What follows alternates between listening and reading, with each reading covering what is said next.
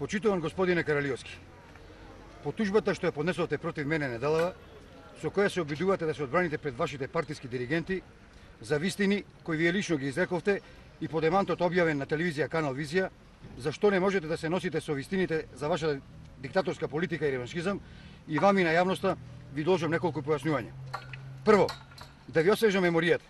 Вие, потенцирам, вие господине Трајче Каралиовски, вие директоре на основното училиште Гоце Делчев во Прилеп, во присуство на наш колега, по професија ми кажавте дека затоа што сум член на СДСМ сте добиле наредба од локалната власт да не ги одржувам тренинзите во школото.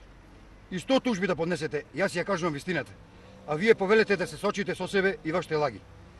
Ниту вие, господине Каралиовски, ниту ВМРО ДПМН нема да ме заплашат, зашто вашите диктаторски методи на практицирање на власта ги поминуваат сите граници.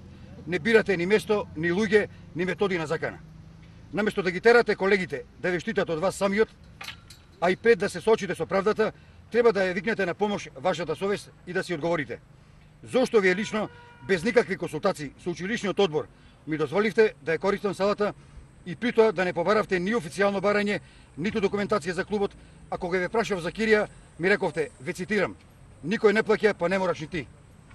Јас се понудив како против услуга да обележам салата и немаше никаков проблем, се до моментот кога ми рековте дека повеќе не смеам да влегувам во салата, бидејќи ви вршеле невиден притисок од вашата партија.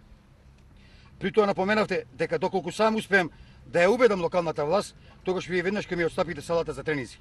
Каралиовски, бидејќи силно мафтате со моето барање пред камерите на Канал Визија и главен аргумент ви беше дека е див мојот клуб, тогаш по името на правдата излезете повторно пред истите камери, донесете најмалку 3 договори, уредни барања, регистрирани и платени фактури за користените термини, но со архивиран датум пред овие случувања. Второ, директоре, наставниче, колега Каралиовски, јас не свирам за пари по свадби и кафеани како вас. Јас сум професор по физичко образование и воспитување и на секој можен начин се трудам да придонесам за развојот на спортот во градот, додека вие и вашата партија се презметувате преку децата со мене. Ке ни ја кажете ли приватната фирма на која ги плаќате парите од вашите ноќни свирки и колку данок вие и плаќате на државата институциите? Трето, зошто не дојдовте во училиштето кога новинарите од вас бара одговор, истиот ден кога наредивте да ги затворат вратите за малите одбојкарки, туку ви треба 3 дена за да се одлучите на демант, а потоа стигна и сигнали да поднесете тужба. Четврто, зошто следниот ден кога вие ги викнавте новинарските екипи кои веќе информираа за настанот, не им дадовте изјава пред мене, туку ги шетавте по ходници во училиштето, иако тие инсистираа на вашата изјава. Почитуван Каралиовски, наместо се засрамите од вашето практицирање на директорската функција во училиште, каде треба да се образуваат деца, и со локалната власт да барате простор за тренинг на нашите млади одбојкарки, вие уште повеќе потврдувате дека сте партиски пијун и дека за вас е битна партијата, а не образованието на децата. Колега Каралиовски, за да не ве компрометирам натаму, нема да ги кажувам другите детали што ми кажавте, а кои се однесуваат на стравот од вашиот финансиски статус во иднина, доколку не поставите понимните наредби на вашите партиски диригенти.